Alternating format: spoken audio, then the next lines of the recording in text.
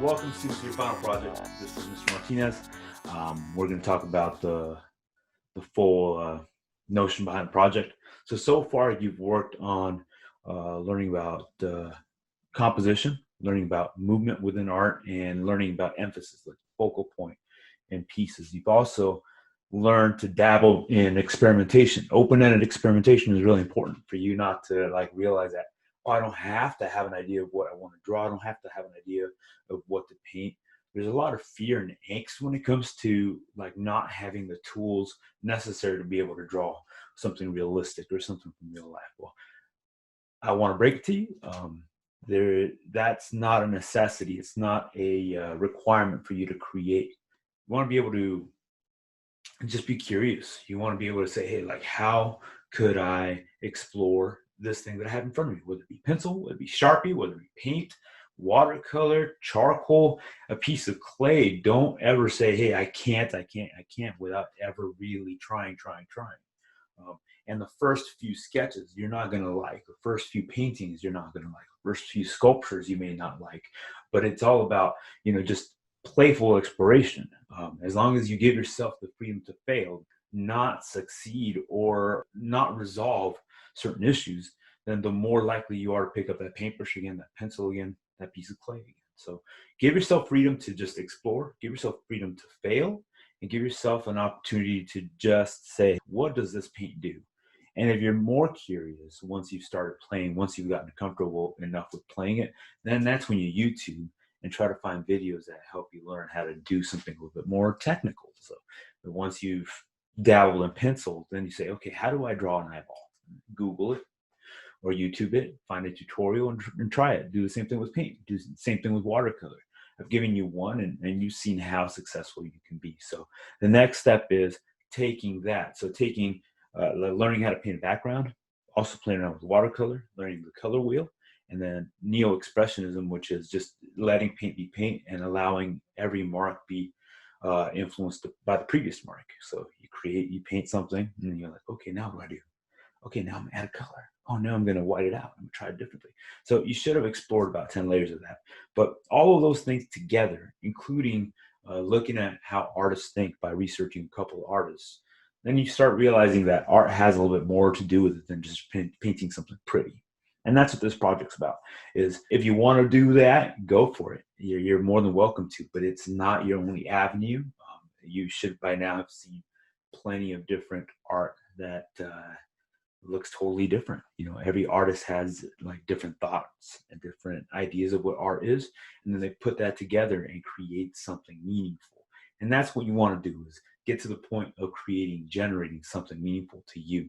So what you're going to do is you're going to take all those experiences that you've had in the last 7 or 8 days, and you're going to try to make something. And what we're going to focus on is theme.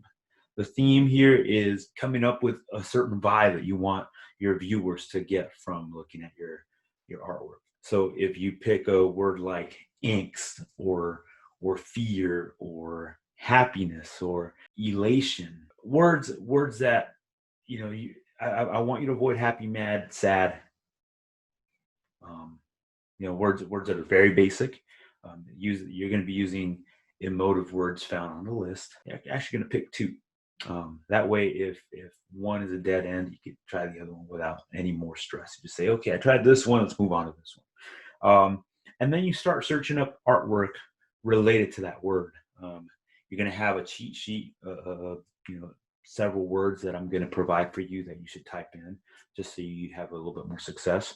Oftentimes, what you have to do is click a picture, and then that picture is going to be something relatively familiar with what you are trying to find. And then if that's not really exactly what you're looking for, hopefully something below that picture pops up that is even more inspirational. And then you want to right click on that, save picture as, and save it to your desktop or save it to your OneDrive.